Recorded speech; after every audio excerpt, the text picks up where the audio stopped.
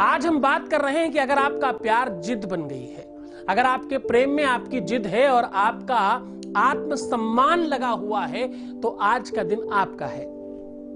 जब आपका प्रेम जिद बन जाए, जब आपके प्यार में मान सम्मान और आपका कुछ ईगो दांव पर लग जाए, तो इसको कैसे देखा जाना चाहिए?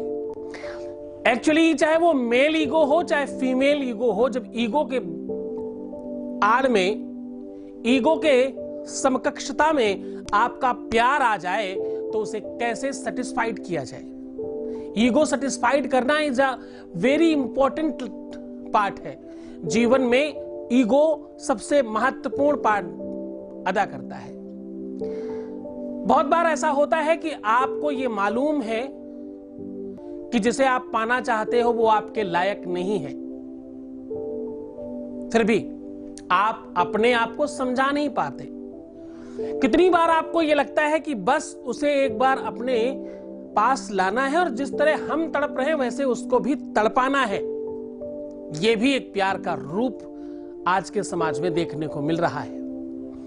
एक और स्वरूप आपके सामने प्रस्तुत कर रहा हूं कि जब आपको लगता है कि प्रेम किसी भी हालत में मुझे चाहिए, हमारा प्यार, जैसे मैं खुद भी कहता हूं कि जिसको कुछ ही, मैं हमेशा ये बात बोलता हूं, जिसको कुछ भी करके किसी भी परिस्थिति में प्रेम चाहिए, उसके साथ हम हैं। प्रेम जीवन का वास्तविक आधार है। वैसे तो प्रेम को जीना, प्रेम को महसूस करना और प्रेम को पाना, ये सारी की सारी चीजें अपने आप में एक बीमारी है और उसका सीधा इलाज लव विद एस्ट्रोलॉजी है।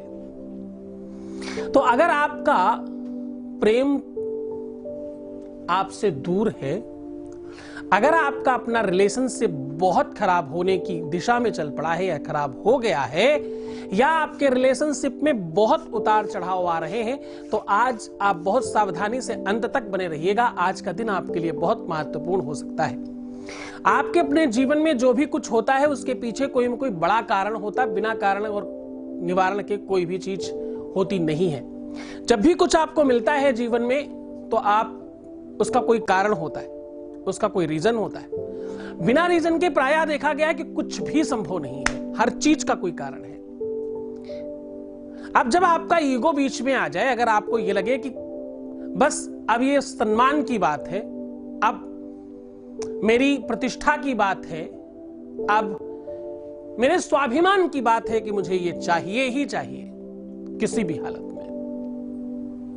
किसी ने आपकी बेइज्जती कर दी। एक बहुत सुंदर लाइन है, ध्यान से सुनिएगा।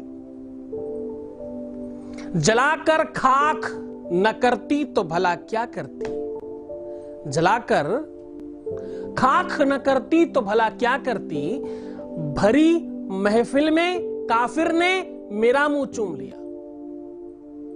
हाँ, जलाकर खाक न करती तो भला क्या करती। किसी ने समा को पूछा, समा परवाना तो आप समझते होंगे, दिया और जो एक पतंगा जाके उसमें जल जाया करता है, उसको समा परवाना बोलते हैं। किसी ने दिए से, समा से पूछा कि आप अपने परवाने, अपने चाहने वाले को जला क्यों देते हो भाई? ये क्या तरीका है? कोई तुम्हें इतना प्रेम करे, कोई तुम्हें इतना चाहे और तुम उसे जला देते हो, नष्ट कर देते हो? तो उसने बड़ा सुंदर जवाब दिया कि जलाकर खाक न करती तो भला क्या करती, भरी महफिल में, यहां वहां नहीं, भरी महफिल में काफिर ने मेरा मुंह चूम लिया, सबके सामने शर्मसार कर दिया है। और अब कहते हैं कि भाई कोई संबंध ही नहीं है, तो अब तो यही चाहिए।